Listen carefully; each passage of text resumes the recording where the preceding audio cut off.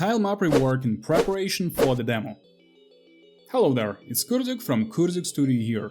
In this episode I'll be talking about a Tilemap rework which I was working on recently, as the demo is approaching fast and I'd like to make sure it's in the best possible state in terms of gameplay, audioscape, as well as visuals.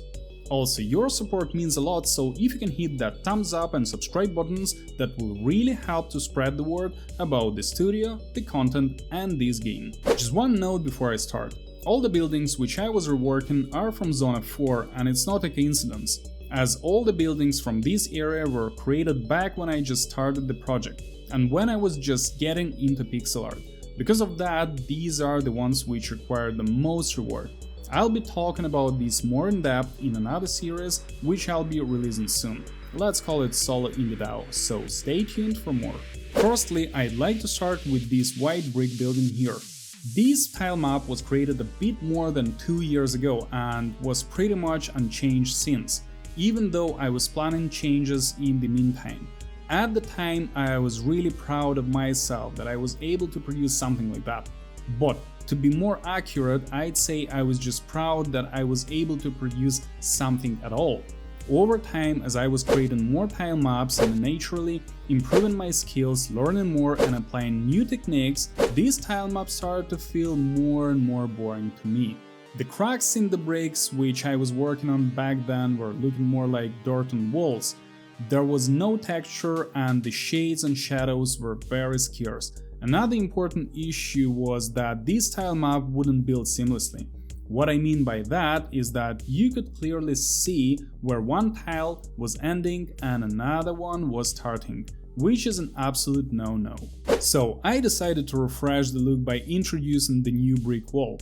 I recalculated how many pixels each brick with mortar should take to make sure that this time it would build seamlessly. That made the bricks shorter, which I'm fine with.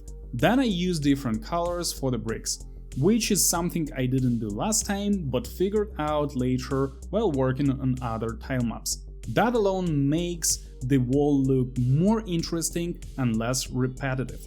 On top of that, I added shading on the top, bottom and sides of each brick.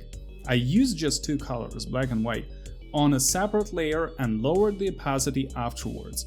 This gave me two things. It created volume and added texture. Then I just had to fit everything on top of the existing wall. Luckily, I still had all the PSD files, so it wasn't much of a problem. In the end, I got this refreshed look.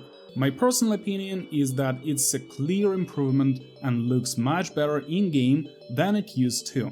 But as always, I'd really appreciate your thoughts on this. After wrapping up this building, I decided to fix another block-containing building. I wouldn't say the changes here are enormous, and in fact they're almost unnoticeable. But there were a few artifacts, like this part of the wall where blocks weren't aligned properly. The main thing I added was some shading to the blocks, the same way I did with the bricks, just to add a bit of volume and fix the previously highlighted artifact. The next two buildings are quite similar and they are panel buildings. Honestly, I'm still thinking about how to further improve their look. As part of this rework, I added more shading to the panel joints and edges, which creates more volume, but I believe there are still better ways to improve them. In the next rework round, I'd like to push this further, maybe with more cracks and deterioration.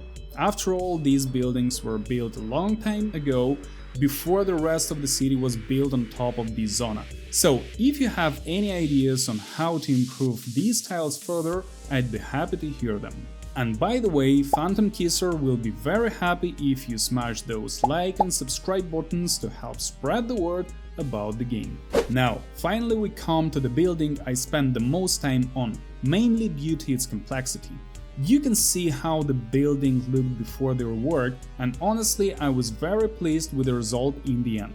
The building I'm talking about is this school building. Yes, just to clarify, this is a school and there will be a number of quests connected to this area in the future, but that's a topic for another time.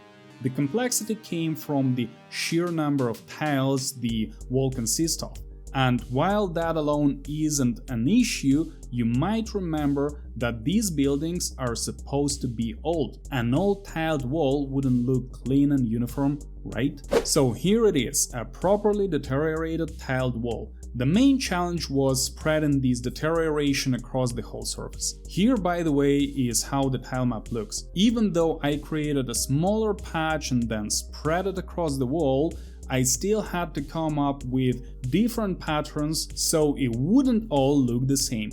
On top of that, the mortar between broken tiles needed a different color, otherwise it just wouldn't look right. That's where most of the complexity came from. It wasn't difficult, but it was time consuming. I added shading here as well, just like in the previous examples, which again added volume and texture variation. As you can see, all these broken tiles make the building look much older than it did before. I also removed the static cameras that were there previously and replaced them with animated ones in the game. So this is how the school building looks now.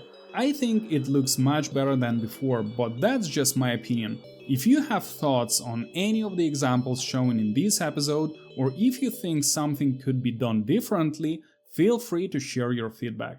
I'm very open to critique, and quite a lot has already been addressed thanks to the playtest feedback, so don't hesitate to share your thoughts. That's really it for this video. I hope you enjoyed it. As mentioned earlier, I'm going to launch another series where I'll be talking more about what it takes to be a solo indie developer.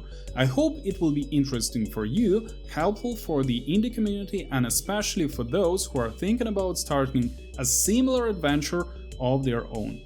I'll be sharing my personal experience so far as a solo indie dev. Have a very nice day, night, or whichever time of the day it is for you now, and see you in the next one. Bye bye.